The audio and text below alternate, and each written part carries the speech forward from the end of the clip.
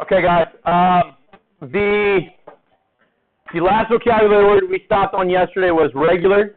Okay. And whenever we mention in regards to talking about polygons that a polygon is regular, it carries with it the fact of equilateral and equiangular at the same time. Okay. Now, a polygon can be equilateral, but not necessarily equiangular. It can be equiangular and not necessarily equilateral.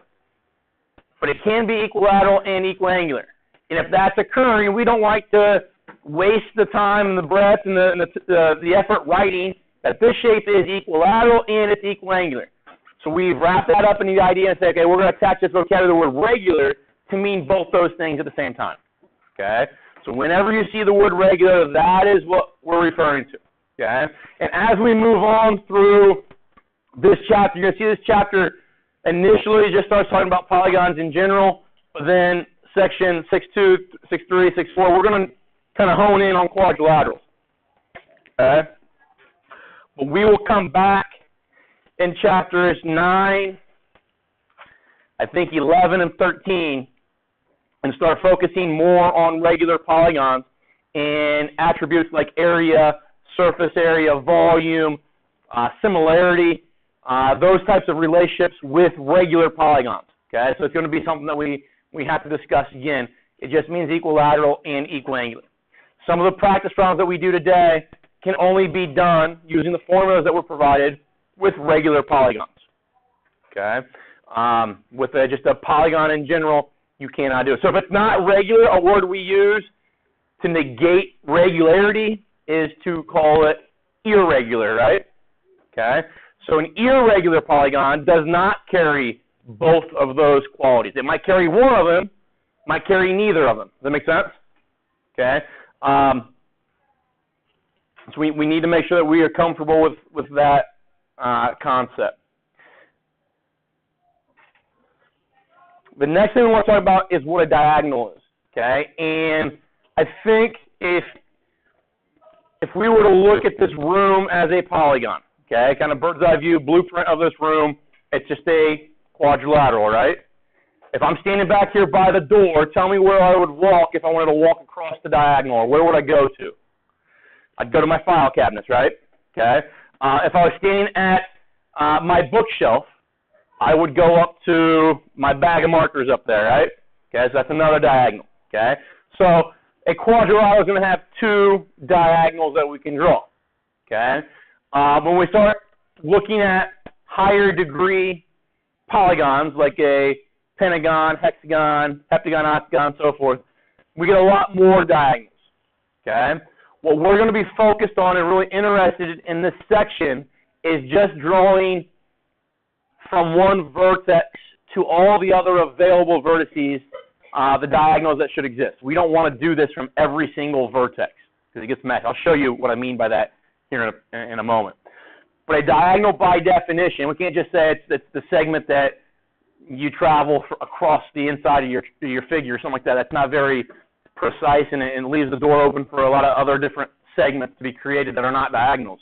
So we say it's a segment joining two non-consecutive vertices of a polygon.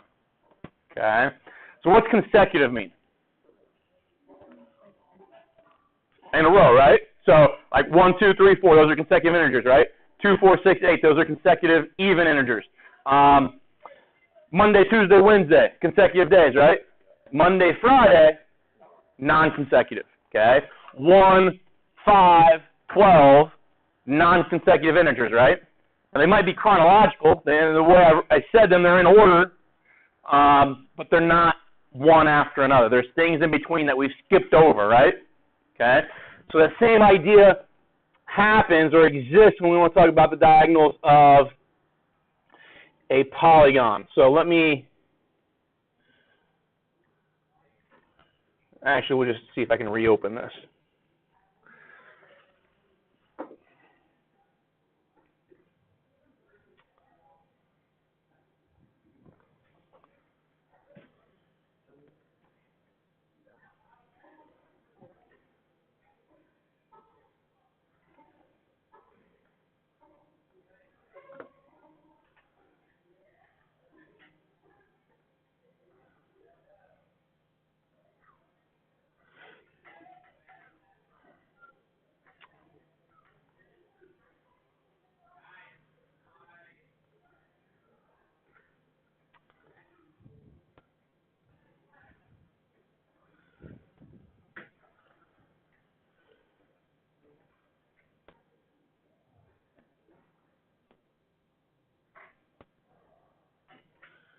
Come on, open up.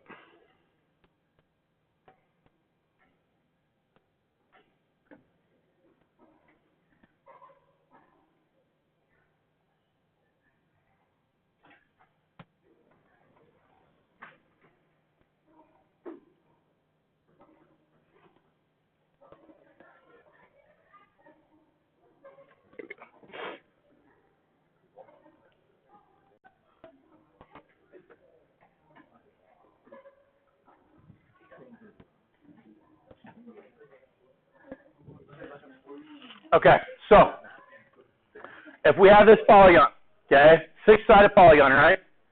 I'm going to start at this vertex, let's call it A, and I'm going to label vertices B and C there, okay? If I predefine that my starting point is going to be A, that's the vertex I'm going to start at. That's going to be one endpoint of my diagonal.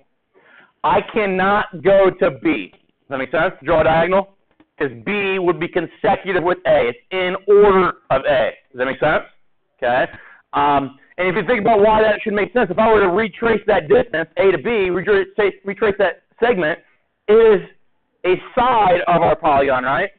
Well, a side of our polygon cannot be the same thing as the diagonal of our polygon. Okay. Or we wouldn't have two definitions. Does that make sense? Okay. So I can't go to B or C, but I can go to D, E, or F when I start at A. Does that kind of make sense to everybody? I can draw those three diagonals, okay, from A. We only want to draw the diagonals from one vertex. We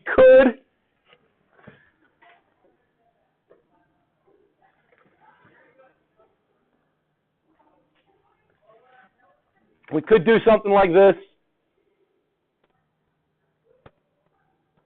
So we draw those diagonals, and then starting at that vertex, would that be a diagonal? That would be another one. That would be another one. There's some more. I think the last one would be that. It gets kind of messy, right? So we start getting shapes inside there that are not triangles anymore, okay? Some triangles, some, I see some pentagons in there, I see some quadrilaterals in there. That's ugly. They're all diagonals, but they're not convenient diagonals, okay? So what we want to do is just draw from one vertex. Now, I chose to go from A, but you could have gone from B to C, B to F, B to E. You'll get the same argument that I'm going to show you here in a moment. You could have started at D and gone to A, D to C, D to F, and got the same argument. But when I draw those diagonals, okay, what do I create inside that polygon? 4 triangles. You know a lot about triangles. Okay, so what we end up knowing about triangles is going to allow us to say something about that polygon. Okay, how many degrees are in the 3 angles of that? Yes. Of that red triangle, there's 180, right? How many degrees are inside that green triangle? 180. How many degrees are inside that purple triangle? Or pink, or whatever color that is. And then in this last one, again, another 180, right? So how many degrees total in those 4 triangles? 720. 180 times 4, right? Okay. Now, if that's true, if I look at those 4 triangles, and there should be 720 total degrees in those 4 triangles, when I move them back together, are those 4 triangles still there? Okay. But when I move them back together, these 4 kind of vertices down here all make up now that red angle for that polygon, right? Okay. This angle there makes, obviously there's nothing added together to make that one. These 2 are added together to create that angle. Does that make sense? Okay. These 2 to create that one, these 2 to create that one, and this one was a solo one all by itself. But there were 720 when those triangles were separate, right? Merge them back together, how many degrees should there still be? 720. Okay? So there's 720 degrees then when we add up all the interior angles of a hexagon. Does that make sense? That's what we got there as a hexagon. Now, I can kind of prove that to you maybe another way. Maybe not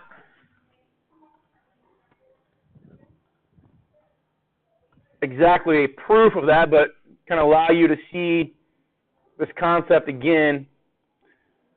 What in the world?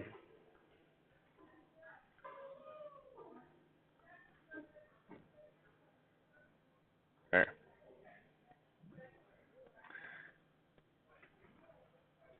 All right, so that's a hexagon, right? I'm going to put these angle measurements in there. And when I come over here to the algebra section, it's got these 6 angle measurements. And those are the 6 angle measurements that are defined over here in this picture. I'm going to see if I can add them together. So it's going to go alpha, beta,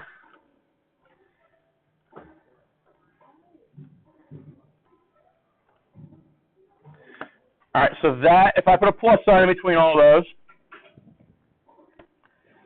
that should take those 6 angles, add them together, and gives me 720. Okay? Look at that 720. As I move this angle, you see the alpha, beta, and gamma values changing? Does a 720 change? No. When I move that one, you see the other angles changing, right? Does 720 change? Nope. Even when it's concave, does that 720 change? No.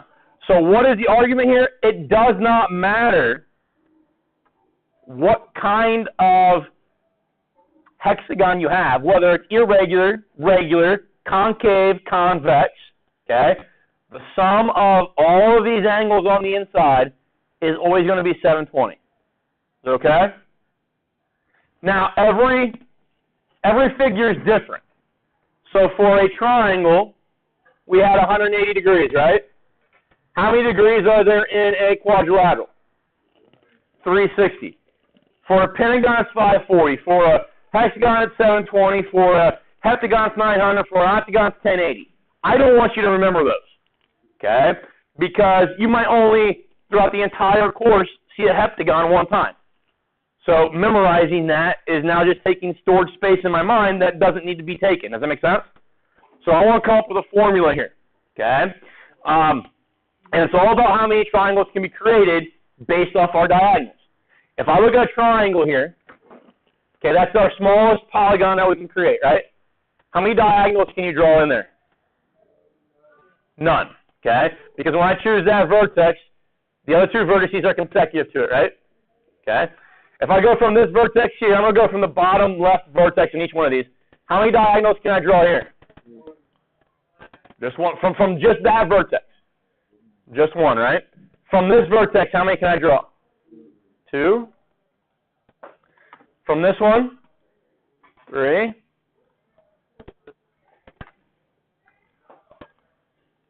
So 4 now, right? And then this one will be 5.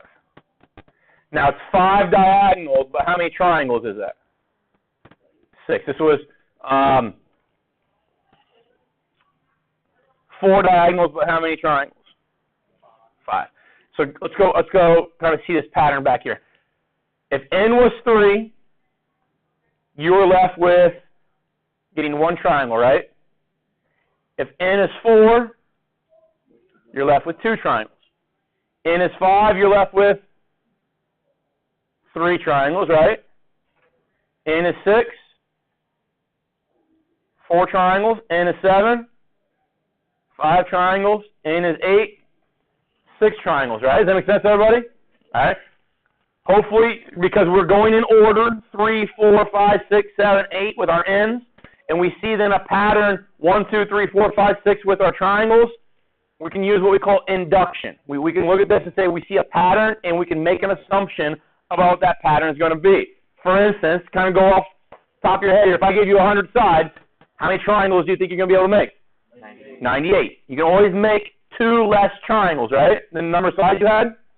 So if I say my number of sides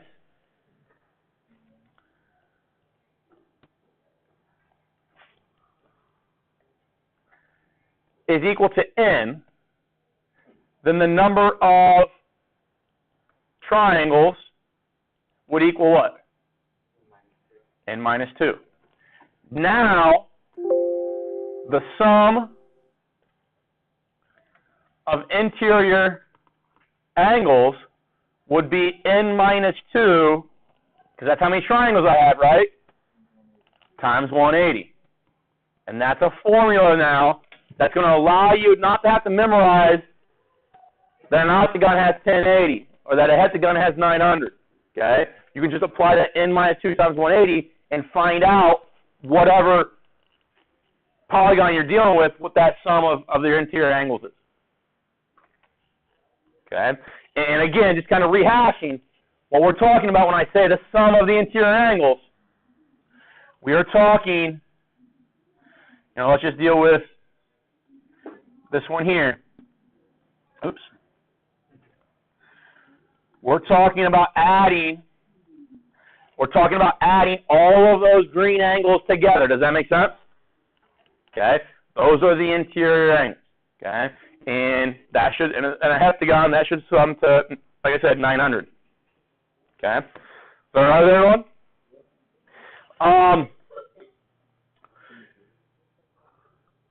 Let's see. So this here is just reiterating that theorem, that formula, okay, is written in a theorem. And basically the proof of that is what we just went through with that kind of diagram with the different polygons, the number of sides they had, and how many triangles you created. We see that pattern, and then we make a formula off that pattern. Okay. That bottom bullet is another formula. Okay, and then it's a formula that it's probably, if you were to given a reference sheet for an end-of-course exam or something like that, and for some reason they put this on there, that would be the formula you see. Okay, that would be the formula that they use a lot of times. Okay, I'm going to show you some examples here in a little bit that are going to allow us to kind of circumvent the algebra involved in that formula. But I do think you need to know that n minus 2 times 180 over n, what that allows you to do is find one interior angle of a regular polygon. Okay? What do you know about all the angles of a regular polygon? They're all what? They're all equal, right? They're all the same. Okay? So when I take n minus 2 times 180, I look at that numerator. That's a total, right? That's what we just said. That formula is going to come up with the total number of degrees in your polygon. When I divide it by n being the number of angles in my polygon, I'm taking a total or a sum and dividing it by how many things I have, right? What's another word for that? That's an average. Okay? Because they're all the same, because all the angles are the same, each angle measurement is going to be equivalent to that average. So that's an averaging formula that allows us to find our angle measurement. Is that all right? That only works in a regular polygon because regular polygons are the only ones in which the angles are all the same. Okay? So if I ask you, let's just do a quick one here. If I ask you to find the measurement of one interior angle of a octagon. Okay? So if it's an octagon, n is what? N is 8. Okay? So then, working through that formula where it says n minus 2 times 180 over n. Okay? If n is 8, we have 6 times 180, right? All over 8. 6 times 180, 6 times 18. Anybody know that?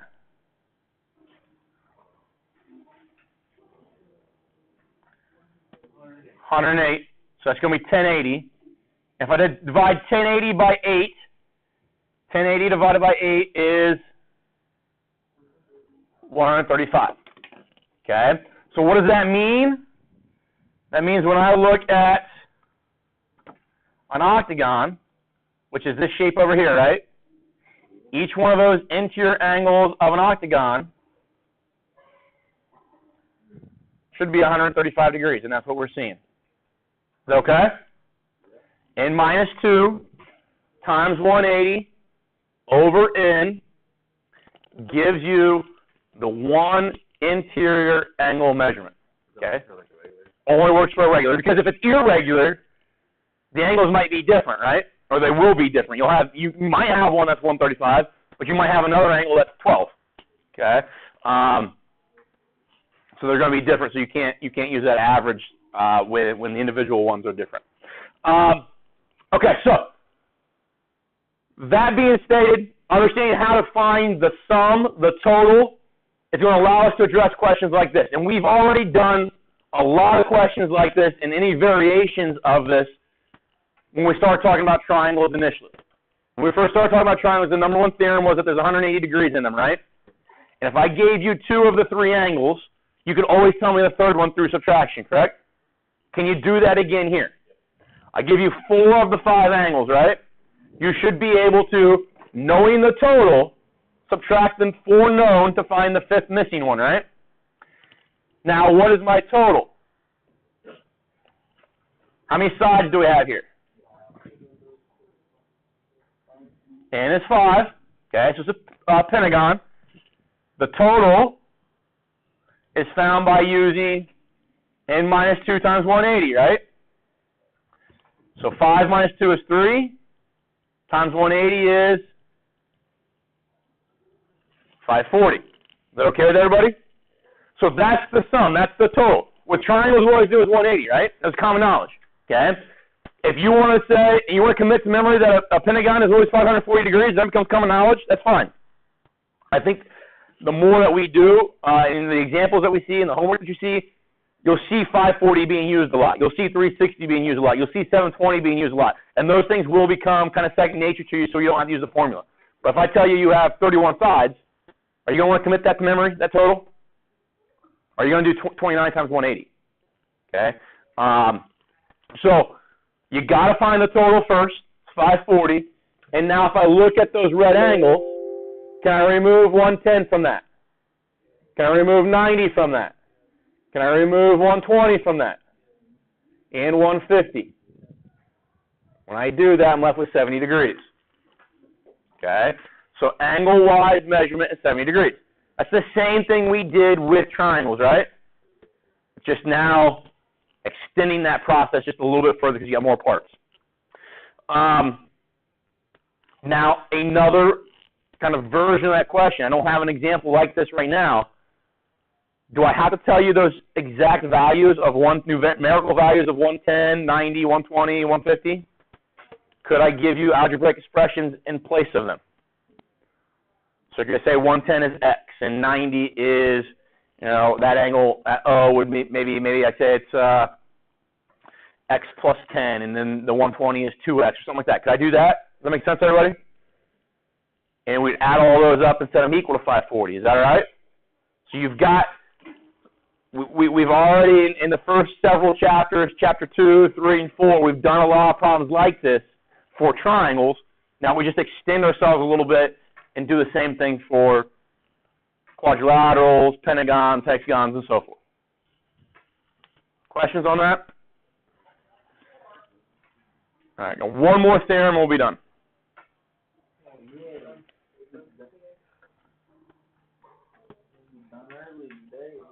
Well, I tell you how long that theorem's going to take.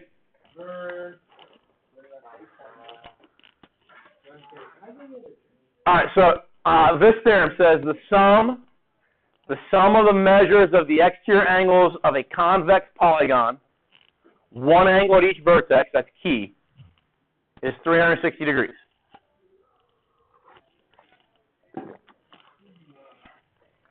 We're only going to work with convex polygons. I'll show you how this works with concave as well. But there's a little bit of an intricacy that we have to address when it's concave. So we're going to focus just on convex. Whenever I draw the exterior angles, and remember an exterior angle, we did this with triangles, it's just taking a segment of your figure and extending it beyond the vertex. Okay? And then it creates an angle on the outside of your polygon.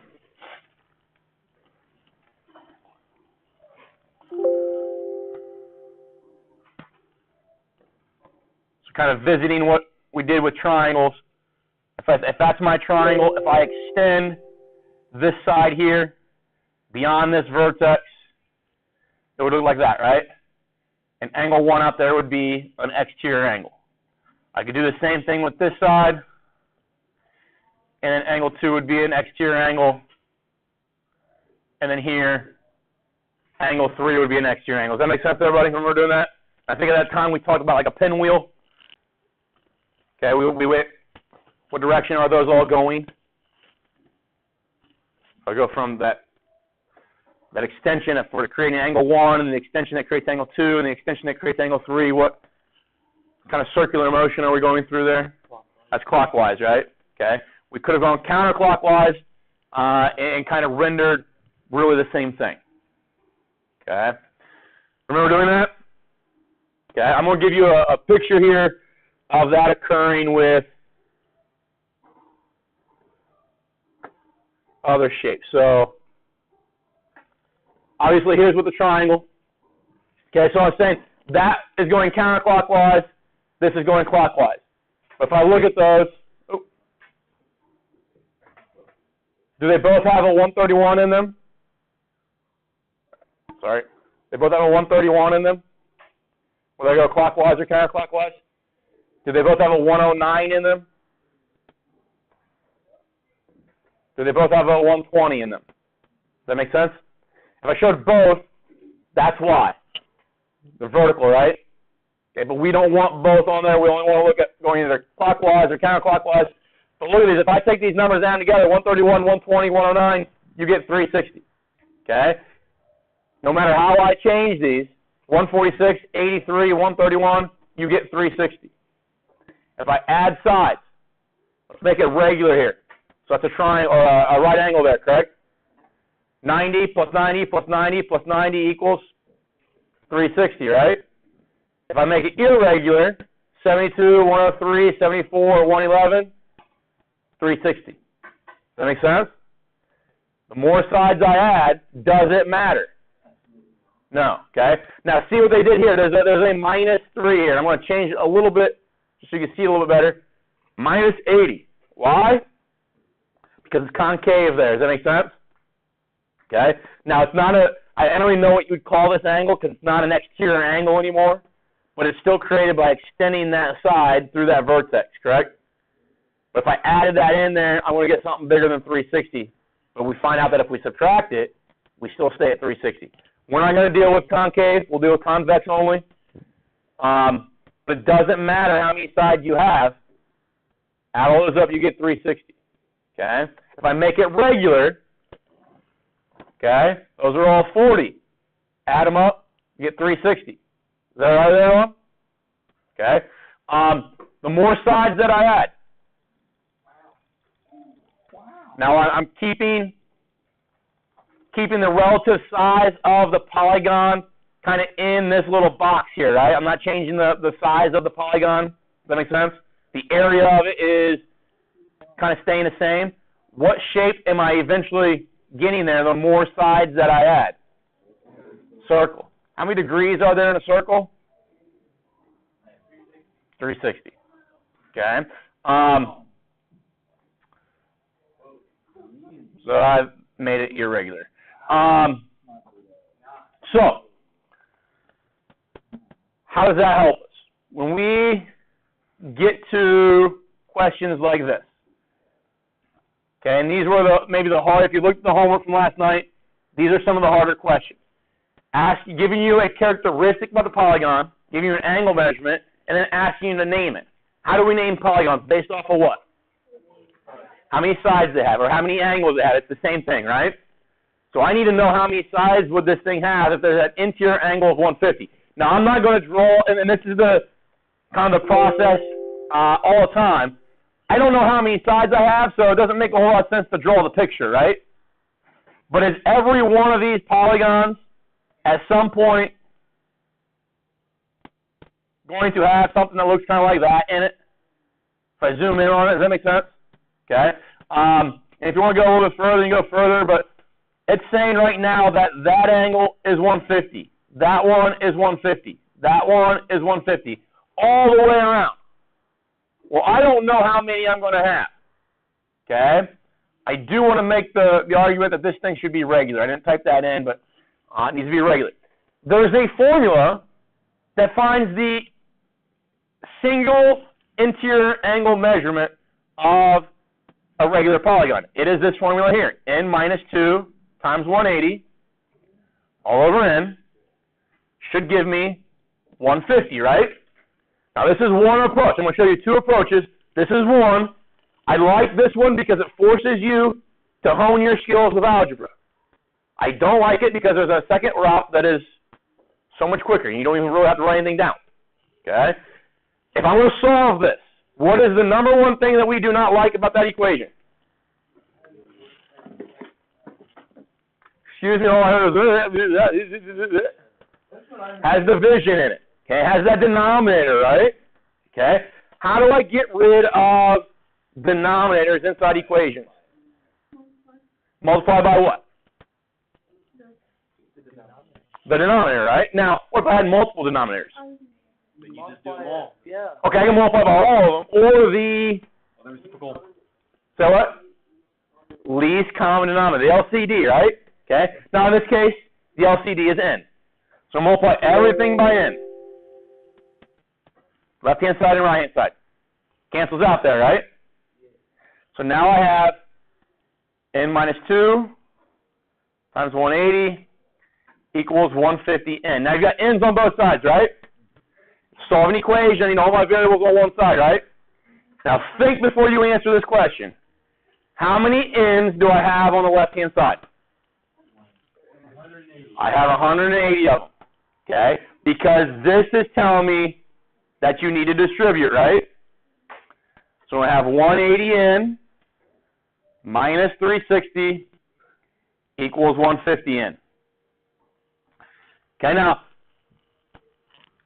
I'm going to probably maybe do something that, because I saw this just by subtracting 180n from both sides, right? I'm going to do this. I'm going to move the 150n over and move the 360 over. Is that okay? And the reason I'm going to do that is to prove a point here when I go through this the second route. When I divide, to solve for n, I get 360 divided by 30, which ends up being what? Did you say 2? 12, right? And now if I want to name this dodecagon, right? Okay. Okay. Now, was that a lot of algebra? No.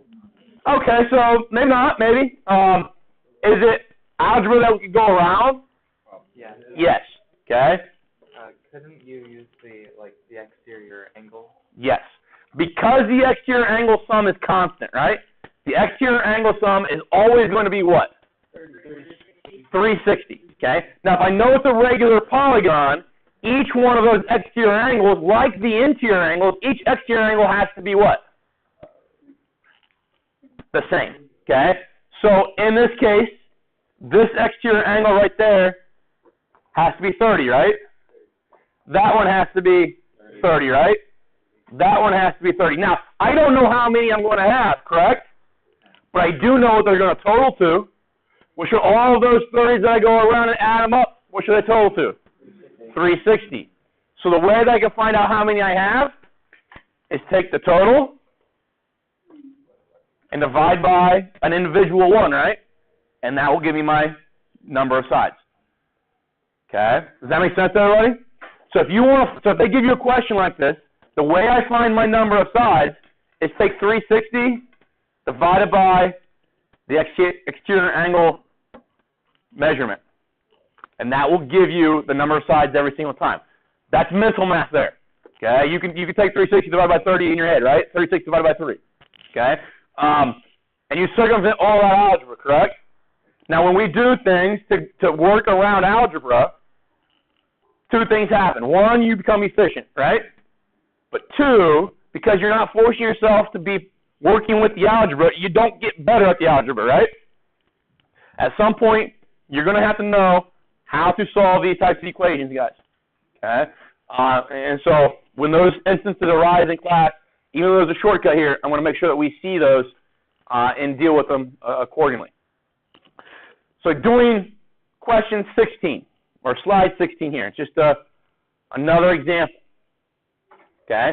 We have a regular polygon again. The interior angle, one interior angle is 144. So they're all 144, right? However many of them I'm going to have. What is one exterior? 36. So all of these 36s, don't know how many I'm going to have, but what do all of those 36 need to add up to? 360. So how do I find how many I have? 360 divided by 36 gives me 10. And that thing is a decagon. Huh? Hedron is when we're talking about three-dimensional shapes. So like if you had a dice that had 10 sides on it, it'd be a decahedron. Heathen? A heathen. Lex would be a heathen. Okay.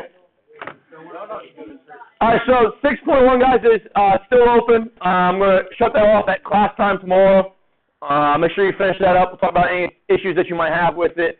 Hopefully start 6.2. Now, the rest of this chapter is going to hone in, like I said, on quadrilaterals. We'll talk about quadrilaterals in general, talk about parallelograms, then we'll get down to talk about special parallelograms like rectangles, squares, and rhombuses. Then we'll get into trapezoids, start talking about kites a little bit, and that will be all of this chapter, okay? So all of those things, though, are a subgroup of polygons, okay?